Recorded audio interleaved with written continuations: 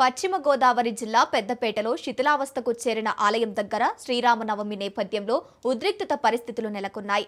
పెద్దపేటలో దాడి చేసిన 57 మందిపై పోలీసులు కేసు నమోదు చేశారు. ఆలయం చుట్టూ అధికారులు ఇనుప కంచె ఏర్పాటు చేశారు. ఆకివీడు పెద్దపేటలో పోలీసు పికెట్ ఏర్పాటు చేశారు. ఇదే విషయానికి సంబంధించి మరింత సమాచారాన్ని మా ప్రతినిధి సతీష్ అందిస్తారు.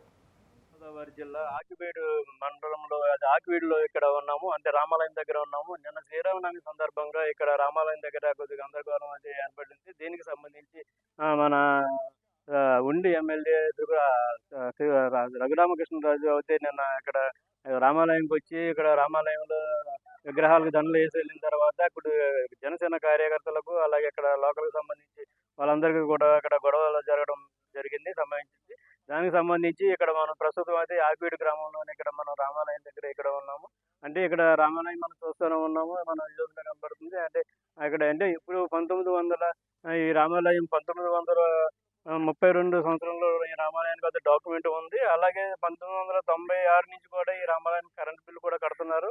అంటే ఈ రామాలయం శిథిలా వ్యవస్థలో ఉండటం వల్ల ఈ రామాలయం అంతా శిథిలావస్థలో ఉండడం వల్ల ఇప్పుడు మొన్న జరిగిన అంటే ఇప్పుడు ఏదైతే నియోజకవర్గ డెవలప్మెంట్కి రఘురామకృష్ణరాజు అయితే మొత్తం అంతా కూడా నియోజకవర్గాన్ని అంతా డెవలప్మెంట్ చేసే విషయంలో కూడా కొన్ని సందర్భాల్లో ఈ రామాలయానికి పూర్వం మళ్ళీ రామాలయం కింద అంటే కొత్తగా రామాలయం నిర్మిస్తానని చెప్పి ఇక్కడ జనాలకు అయితే మాట ఇవ్వడం జరిగింది. దీనికి సంబంధించి ఆ మాట ఎప్పుడైతే ఇచ్చారో ఇక్కడ లోకల్గా ఉన్న వాళ్ళందరూ కూడా ఇక్కడ రామాలయం కుదరదు అని చెప్పి కొంతమంది అయితే ఇక్కడ చేస్తున్నారు. దానికి సంబంధించి నిన్న శ్రీరామనవమి సందర్భంగా మొత్తం ఇక్కడ నిన్న ఎప్పుడైతే రామాలయానికి తిరుగురారు ఇక్కడికి రావడం జరిగిందో దండలు వేసిన తర్వాత ఆయన ఇక్కడి నుంచి వెళ్ళగానే మొత్తం జనసేన నాయకులకి ఇక్కడ యువకులు మహిళలు కూడా ఇక్కడ కొట్లాడ జరిగింది. కొంతమంది అయితే ఇక్కడ బాగా దెబ్బలు కూడా జరిగినాయి. దీనికి సంబంధించి అంటే ఇక్కడ ఈ రోజు కూడా తెల్లారి ఈ రోజు కూడా 144 సెక్షన్ అన్నది పెట్టడం జరిగింది. అలాగే మొత్తం అంటే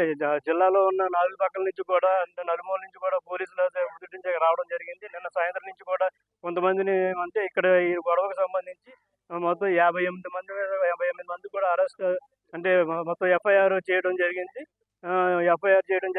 అంటే ప్రతి ఇక్కడ విషయం ఏంటంటే ఇప్పుడు ప్రతి ఇంటి పైన కూడా జై భీమ్ అని చెప్పి ఇక్కడ ఫ్లెక్సీలు అయితే మొత్తం ఇదే స్ట్రీట్లో ఉన్నాయి. అంటే ఇక్కడ ఏం జరుగుతుందా అన్నది ఇక్కడ మొత్తం అంతా కూడా ఉద్రిక్త వాతావరణం జరిగే అవకాశం కనపడుతుందని చెప్పి పోలీసులు ఇక్కడ చేస్తున్నారు.